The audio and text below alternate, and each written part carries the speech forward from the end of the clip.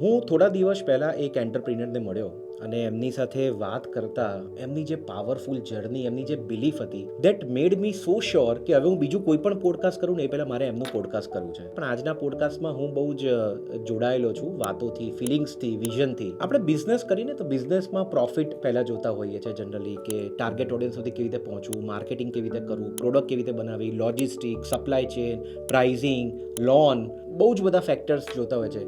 જ્યારે આ એન્ટરપ્રિનરે મને સૌથી પહેલાં હું ગયો ત્યારથી અને જ્યારે હું બહાર નીકળ્યો 1.5 કલાક પછી, ત્યારની વાતમાં એથિક્સ, સાચું બોલવું, નૈતિકતા, એની પર જ વાત કરી. અને આ બહુ પાવરફુલ છે. આજના ટાઈમમાં તમારે સાચા બોલવા ઉપર જો તમે અડગ રહો તો પણ તમે તમારો બિઝનેસ એક સ્ક્રેચથી લઈને આજે 5 કંપનીઓને એક ગ્રુપ બનાવવું, એના સુધીની જે જર્ની છે ને, મને થયું કે આજે હું આ મારા માધ્યમથી આપને સૌની સમક્ષ હું શેર કરું. એનું મુખ્યત્વે બીજું પણ એક કારણ છે કે ગોલ્ડ. આજે ગૂગલ ઉપર સૌથી વધારે સર્ચ થતો આ વિષય છે અને લોકોમાં પણ ચર્ચાતો વિષય છે કે ગોલ્ડ સૌથી વધારે ઇન્વેસ્ટમેન્ટમાં રિટર્ન આપે છે.